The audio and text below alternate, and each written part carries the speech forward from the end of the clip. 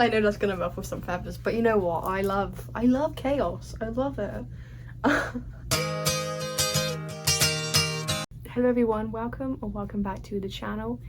Today we are doing a ranking video, my first ranking video, and what a great way to start off a ranking series with ranking every Beatle album. This is every Beatle studio album, every Beatle studio album UK release, okay? We're not including any of the US capital pressings here, just UK, how it should be, okay? I thought it'd be fun to share my rankings and hear yours in the comments below. Obviously leave your comment after mine and we can see, you know, if we're on the same wavelength. So yeah, also disclaimer, yet again, because every single time I film a video in this room I have a problem. Today's problem, I'm not using my mic, so I'm hoping that that's fine. I did check it and it does sound decent, but yeah, my I came to film and then I realized my mic was dead, you know, waiting for it to charge, and I'm ready to film, so it's just like, okay, I'm just gonna film without a mic. And I've done that before, so what's the problem? So if there's any sound problems, you know the drill. So let's move on to tier maker, where I have already added my own tiers, as you can see. And we've got all 13 albums ready to go. Let me just take you through the tiers, okay? So, the bottom tier, we have... I'll play, you know, whatever you want me to play. Or I won't play at all if you don't want me to play. You know, whatever it is that will please you, I'll do it. Classic quote by Mr. George Harrison from Get Back There. That's at the bottom. I don't really know if I need to explain these quotes. If you get it, you get it kind of thing. Then we have... Paul's broken at last, Paul's broken at last he's broken. Then above that, we have... We ain't written no poetry. Then we have...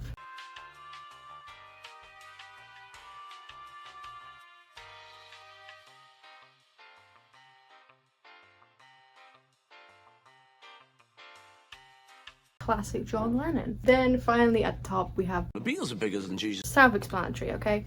I think you get it. And we're gonna go album by album, starting from the first one. That's how rankings work. So yeah. Also, you probably already guessed, but this video is not scripted. It is very much off the cuff. There probably will be moments where I don't know what I'm saying, because without a script I'm like a bumbling idiot. So but it's more fun that way. It's more fun. I don't know. I like tier maker. I think it's like a really fun activity to do with friends. Have you guys done that, or is that just like a me thing? I don't know. It's really fun. It's like something that we can all take part in. Yeah, I like that sense of community. Also, another disclaimer, because I know I already did a disclaimer about the sound. This is my opinion. So if you don't agree with it, that's fine. I would love to hear yours, but don't attack me, okay? I just had to say that because I know some people, Beatles fans especially, are very hostile about their favorite albums, and I may say something that upsets you. I'm glad we got that clear. Okay. Anyway, let's start off with the first album. Please me. Okay, let's get something straight. Every single Beatle album is good.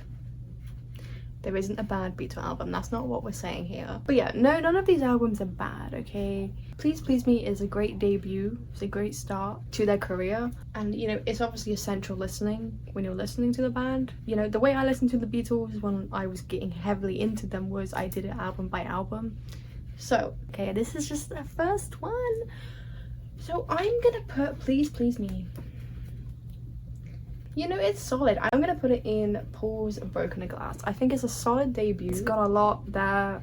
It's got a lot of covers. It was very common back in the 60s. At this time, Lennon and McCartney weren't like on their game yet.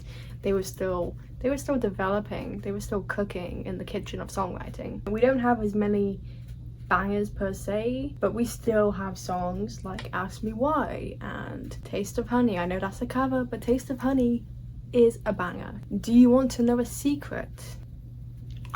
I saw her standing there. Great opening. There's a Place. great little deep cut there. There's a lot of charm to Please Please Me, basically. And it is a great start to their career. It's good, it's not amazing, it's not groundbreaking, it's not life-changing, but it's like, you know, it's a good start. Next off we have With the Beatles. With the Beatles, okay. I have a really soft spot for this album because, well, I remember when I was getting into the band, I just religiously listened to Roll Over Beethoven for like so long. Like,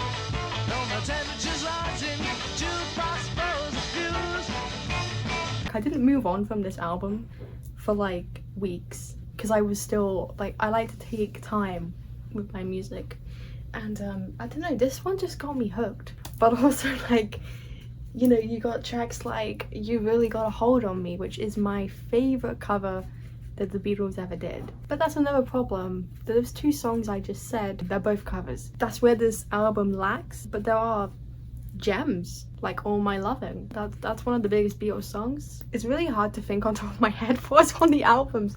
Oh my god, it's so like, why is my mind like going crazy right now? I should have done this at the start. I should have just like had the album out so I didn't have moments like this where I was just like looking like an idiot. But like I said, the covers and the quality of the covers outweigh the quality of the original work. You know, All My Loving, kind of the standout here. Hold Me Tight is a bit too much for me. I don't really find myself going back to listen to that.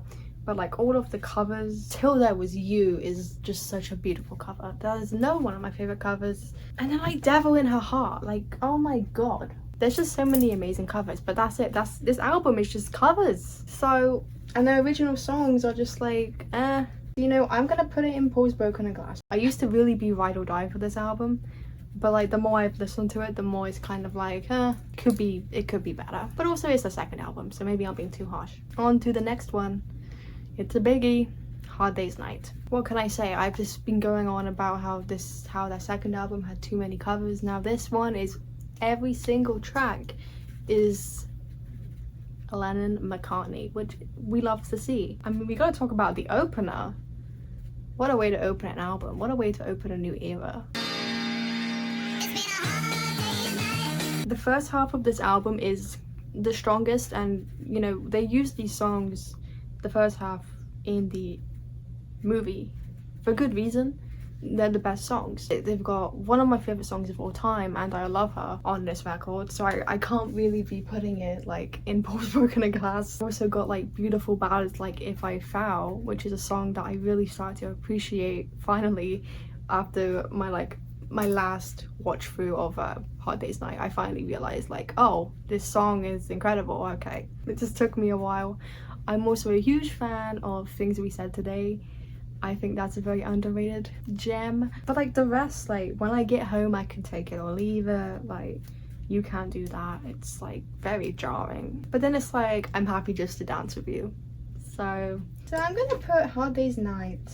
Oh, I feel like people are gonna just hate me. I'm gonna put Hard Day's Night in, oh, it's between We Ain't Written No Poetry and Value Your Jewelry. But like, I gotta keep it interesting, because if I just say every album's amazing, it's gonna get a bit boring. No, okay, we're putting it in Value Your Jewelry. I think that's a good spot. Okay, up next we have Beatles For Sale, a very misunderstood album. I don't know, like, this album is heavily underrated. I've always had a soft spot for this album, maybe because it is like the underdog. I always love a dark horse. But then again, like, we have the same dilemma as with the Beatles. A lot of these songs are covers, but that doesn't make it bad, Sophie. That doesn't make it bad. So, you know, starting off with No Reply as an opener, I can take it or leave it. I can take or leave I'm a Loser. It's very like, it's very self-patronizing. I get it, John, you're a loser. But then we have an absolute gem like Babies in Black. Like, that is another one of my favorite Beatles songs like ever.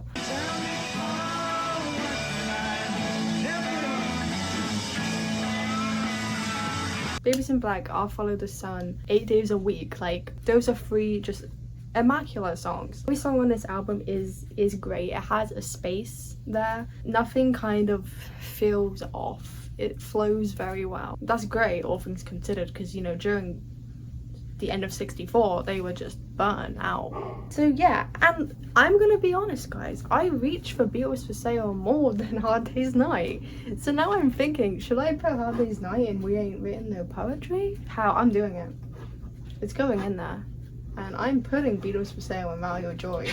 And if you have anything to say, please don't, because I'll cry. I know that's gonna ruffle some feathers, but you know what? I love chaos. I love it. Up next, we have Help.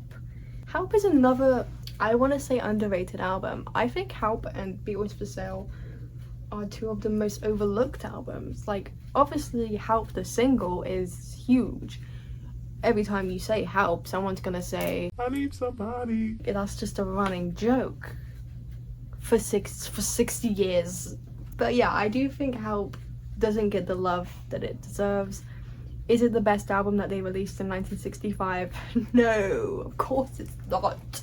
Of course it's not. But it is a good album. So obviously the first couple tracks are the songs that they used for the film. They're all bangers. I mean, you got Help, The Night Before, I Need You is on this album. Like, they were one of my favorite Beatles songs. So I've Just Seen a Face, which is such a beautiful song. I'm really glad that Paul plays that song live because it deserves the love, and the guitars just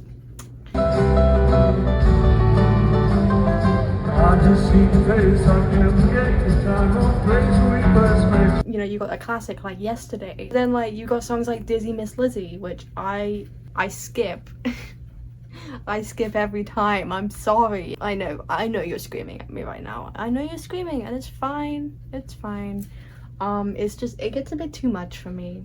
Yeah, it does. Then you have like beautiful songs like It's Only Love. There's a lot of ups, but there's also some just kind of like, we know they can do better.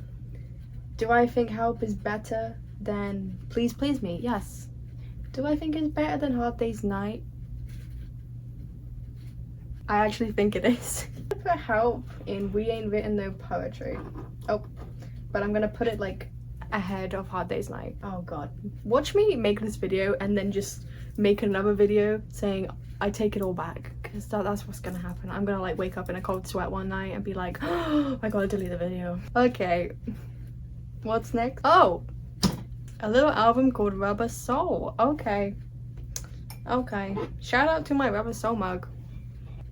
Yep, we made it guys, we made it. Okay, yeah, so I think you guys already know where this one's going. Do I need to explain? Actually, I think I will explain, because people always ask me, why is Rubber Soul your favorite? It has like my most favorite songs ever on this album. Songs like In My Life, I want that song at my funeral. I know that's cliche, but I want it at my funeral. One of my favorite songs of all time, If I Needed Someone. It fits me personally. Personal reasons, not gonna get into it. But yeah, it speaks to me. Songs like I'm Looking Through You just bring me so much joy. I know it's like a diss track, but it brings me so much joy. I'm looking through you. Where did you go? You Won't See Me, which just bring back good memories of me listening to this album for the first time and just like losing my mind about the artistry and the whole way that this band just evolved into something like this. It's beautiful, and that is what Rubber Soul is. Rubber Soul is a catalyst of the Beatles becoming the legends that they're known as, and I think that that's not appreciated enough. Plus, I'm a sucker for autumn. I'm an autumn girl. I don't know if you know that, but from September to November it is my era, and you know, my name's Rubber Soph, so of course Rubber Soul is bigger than Jesus. Of course it is, and it always will be. Okay, next up we have Revolver. Straight off the bat, like, Revolver has a George Harrison opening, and that means so much to me. That means so much to George girlies. So thank you for that decision, guys. Revolver has always been like, it's always floated around as my second or third favorite Beatles album. It is a masterclass just in music in general. Every song is incredible. You have songs like Tomorrow Never Knows, which has just changed the way music was made. Incredible accomplishment. They were just having fun and it paid off. Heartbreaking songs like For No One, and beautiful love songs like Here, There, and Everywhere. You have, there's just something for everyone on this album. It's stunning, it's beautiful, it is pure art, even down to the cover. So, you know, Revolver, you're going up with Bigger Than Jesus. You belong there, and I got you, okay? I got you. Okay, now we are on to 1967. Now, the Beatles were kind of going a bit crazy. You know, they were experimenting. They were taking something, they were taking some Lucy in the Sky with Diamonds, if you know what I mean. And it's very apparent. It's very apparent on these records. So we have the famous, the classic Sgt. Pepper's Lonely Hearts Club Band. I don't really know if it needs an introduction, but you got one. It's the first concept album ever made, which is crazy. Every song has a place. It flows so well. One of my favorite songs of all time, Within You Without You. Like, you know, George only gets one song on this record, but he makes it count. He's only gonna speak if he's got something to say, right? Then you have absolute bobs like When I'm 64, which is just such a cute, quaint little love song. And, you know, you got heartbreaking songs like She's Leaving Home. To me, has one of the most beautiful orchestral moments in music. Which is, I'm reading the music here.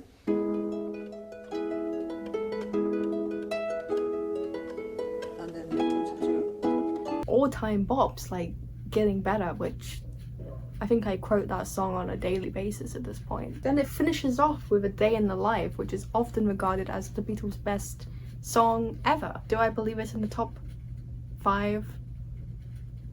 Probably, yes. So I think Sgt. Pepper's deserves to be in Back to Your Joy, and it is definitely ahead of Beatles for Sale.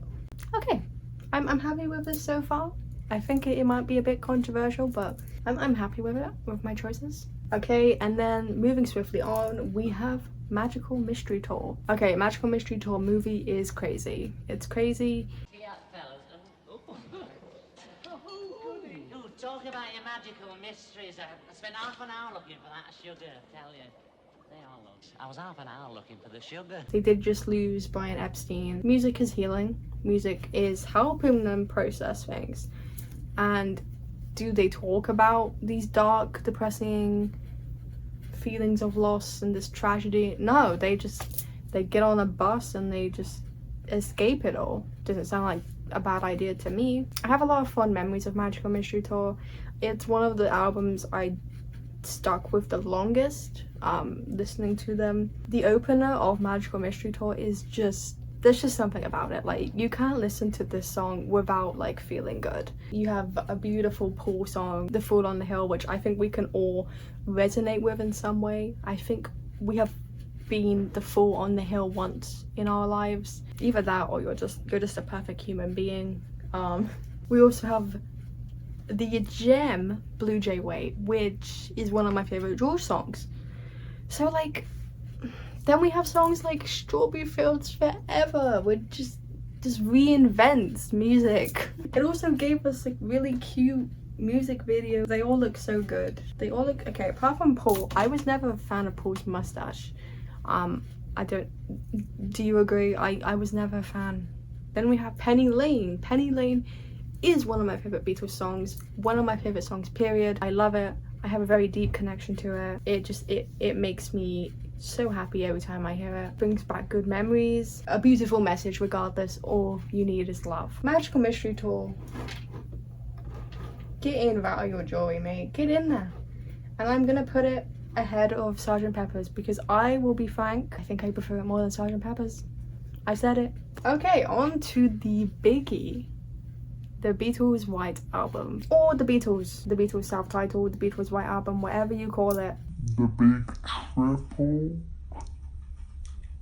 Oh god. A lot of people do say that the White Album shouldn't have been a triple album, it should have been a double, which is interesting. Do I think songs could have been cut from this album? Yes. Like, some songs could have just been like B-sides or just unreleased tracks or like bonus tracks. You know, when I think of the continuing story of Bungalow Bill, I'm not reaching for that. No, I'm not. Everybody's got something to hide except for me and my monkey. Like, it's a skip. I'm sorry, it's a skip. Sexy Sadie, this is gonna ruffle some feathers, but I am not a fan of Sexy Sadie. Like, I'm not. There's so many better songs on this album, but for every like mediocre song, there's an absolute, I don't want to say gem, but there's like an absolute best song I've ever heard. Blackbird, Happiness is a Warm Gun, Cry Baby Cry, Long Long Long, While My Guitar Gently Weeps.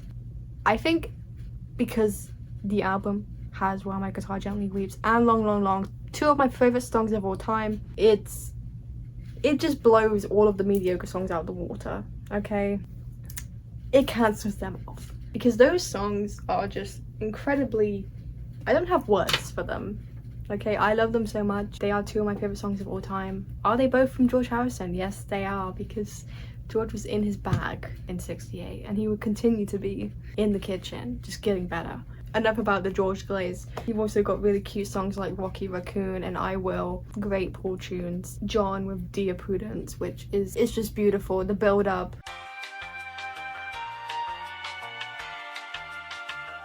So with all of that, I'm putting the White Album in Battle Your Joy, but I'm putting it here. I'm putting it in between Magical Mystery Tour and Sgt. Pepper's. I think that's a really good spot. Okay, on to the album everyone forgets, Yellow Submarine. I'm gonna be real with you guys, I don't listen to this album a lot. I listen to Hey Bulldog, obviously, only a northern song sometimes, and you know, sometimes I'll listen to All Together Now, but that's it. I don't listen to any of the instrumentals. Come and you know, strike me down. I think a lot of people are under the same habit.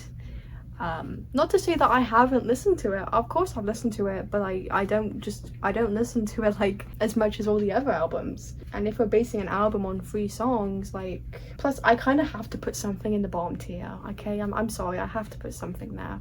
So we're putting Yellow Submarine down there. I love the film, I love it, it's cute. Something had to go there, okay? You knew it was happening. Okay, now on to the big 2. I don't know what to say about Abbey Road that hasn't already been said. It's one of the best albums of all time, one of the most influential, even down to the goddamn album cover. The long one, the B-side, it's musical perfection. It's one of the best things the Beatles ever did. One of the greatest love songs of all time. Something. George was in his bag, okay? He was in his bag. There's nothing wrong with this album. The only songs I'd probably be like skip to is Come Together because it's overplayed, and maybe like Mean Mr. Mustard or Polythene Pan, but that's just because like those songs should be listened to in the sequence, so like if I get them on their own it's just not the same, you know what I mean? But yeah, and I am a fan of Maxwell Silverhammer.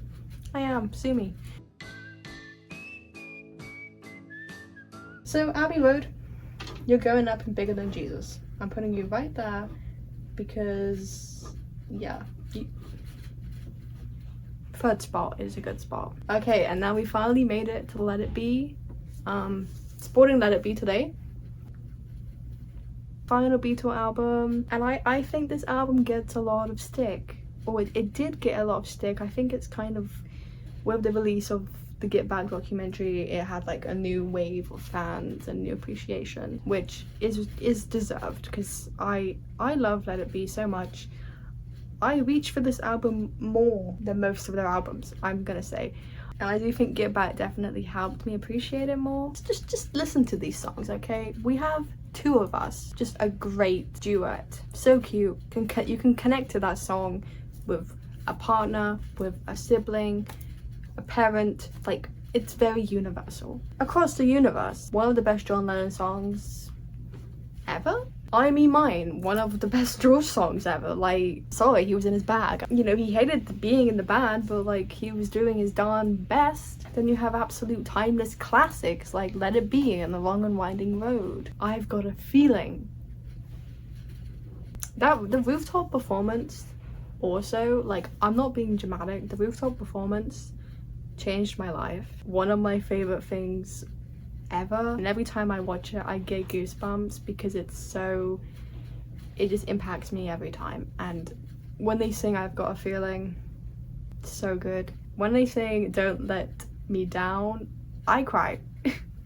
I cry. Anyway, but Don't Let Me Down isn't on this album. Do I think it should have been? Yes, but I kind of get why it's not. It had its little single moment, so. Then you got like underrated bangers like One After 909. Pick up the bag. Went to the station. Like you can hear like the joy of them just jamming again. And you know, One After 909 is an old Quarrymen song, so it's really sweet for them to kind of go back to this song after years. For You Blue, beautiful, his voice sounds great. You have the classic Yo, Johnny, yo. Yeah, I think it's a solid album, but there is no Ringo song on Let It Be. What's going on there, guys? What's going on there? Also, I can't talk about Let It Be without talking about Let It Be Naked. The Let It Be Naked version of these songs are better. I will say that now. I don't listen to the original recording of Long and Winding Road anymore because the naked version is just like so much better in every way. But yeah, okay, right, let me just rank this goddamn album. I'm just waffling. I'm stalling because of like what I listen to, what I reach for the most. See, I want to put it here, but the White Album has While My Guitar Gently Weeps on it, so I'm putting it here. I put it before Sgt. Pepper's. I'm saying it's better. Come at me. Why do I keep saying that? Why do I keep asking you to come at me? Because I don't want to be attacked. Okay, well there you have it. That's my ranking. Okay, I might just do some little tweaks and then we'll have the final ranking. Right, okay, I switched around with the Beatles and the White Album. I'm happy with it. I think this is a solid ranking, and I can't wait for the comments saying never rank again. I know they're coming. Never rank again. Like, get an original comment, okay? Anyway, I would love to hear your rankings of the 13 Beatle albums. Let's see if we have anything similar. If you really enjoyed this video, please give me a like. It really means a lot. And subscribe for more content because I have a lot more coming. If you didn't know, I'm currently working on a deep dive. It's not Beatles related, I'll give you that for a hint. I'm focusing on doing more just music related content about other bands I love, so look out for that because that's coming soon. It's taking a lot of time, basically.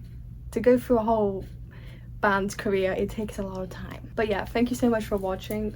Please subscribe and hit the notification bell so you don't miss any of my posts. And yeah, leave a comment below. Let me know your rankings because I really want to hear them. Go follow me on socials. I am @RubberSoph on everything. Also, quick shout out to my podcasts. I have a George Harrison podcast called At the Inner Light podcast. We're on YouTube, we're on Spotify, we're on Instagram. I'll put links down below. I think that's everything. Thank you so much for hanging out with me tonight. It's been a lot of fun. You've learned more about me. Thank you so much for watching, and I'll see you in the next one. Bye. And yeah, I just would be fun to share my rankings